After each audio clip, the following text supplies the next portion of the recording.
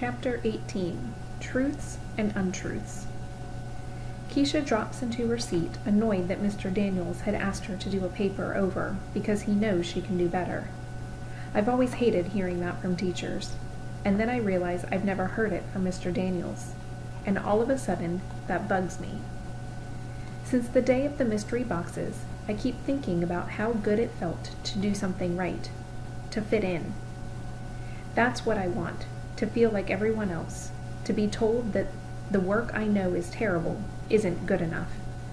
I want him to tell me I can do better, and see it in his face that he really thinks so. And then I remember that it is the best I can do. I haven't written in class since I had the fake sling on my arm. After 3 days of wearing it, Mr. Daniels told me he was going to have the nurse call my mom about my injured arm, so I figured I'd better lose the sling. So now I'm stuck. I don't know who to be, the one who admits that I can't do it, or the pretender. Finally, I decide to give Mr. Daniels something so terrible that he'll have to ask me to do it over. I don't even try to spell anything correctly, like I usually do. I just put a whole bunch of letters together that even I know make no sense. I walk up and hand it to him, instead of putting it in the assignment cubby. "Thanks, Allie, but if you're done, why don't you put it in the cubby?" I push it toward him a little more. "I thought you may want to check it over." We lock eyes for a few seconds, and then he reaches out to take it from me. "Okay," he says. He looks at it, his eyebrows scrunch up, and then he looks back up at me. He stays quiet, thinking, I can tell. I hear it in my head, "Do better, Allie," and I would. I would magically do better, and Mrs. Silver would carry a trophy for me so big she'd have to carry it on her back. "Allie?" "Huh." "I say that you can just put it in the cubby then." So I'm going to pause here for a second. It's almost as if Allie is challenging Mr. Daniels. Sometimes people say things to others without really saying anything out loud. What is Allie trying to communicate with Mr. Daniels? If she had only 3 words to express herself, what would they be? So in your reading journal, write page 97 and jot down 3 words that would express Allie at this moment.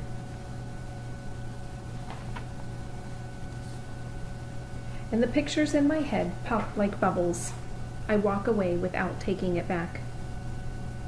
As soon as we all sit down in the cafeteria, teacher Keisha announces to Albert, "Okay, this is killing me, all day long." "What?" I ask. "Albert, so this Flint shirt that you wear every day?" He interrupts. "I do not, in fact, wear the same shirt every day. I have 5 identical ones." Keisha's eyes widen. "Seriously, Albert? You bought the same shirt 5 times? He doesn't seem to think it's a big deal. "It's the one I liked."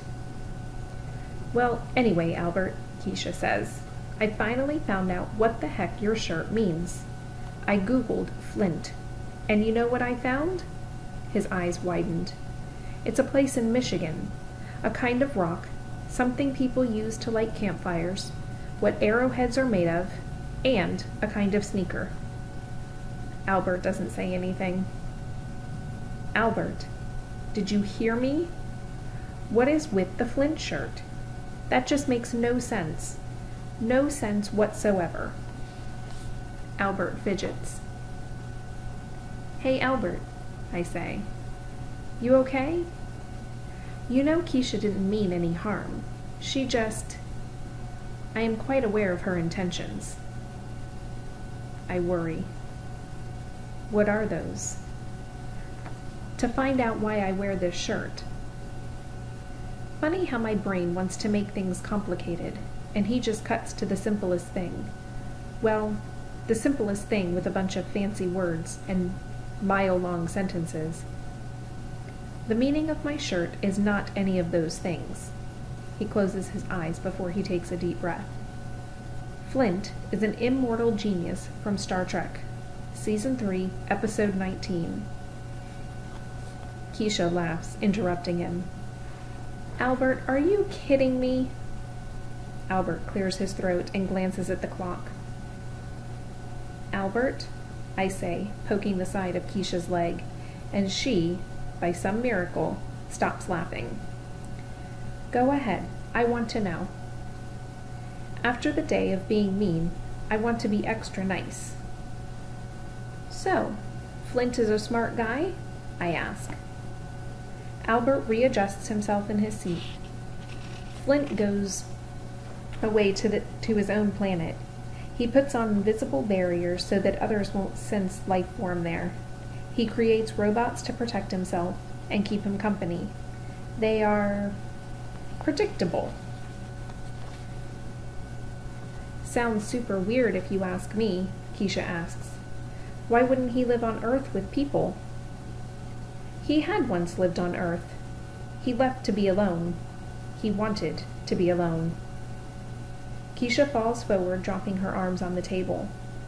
Why the heck would a man leave Earth with everything here to go off and sit on some rock in space all by himself? Albert hesitates.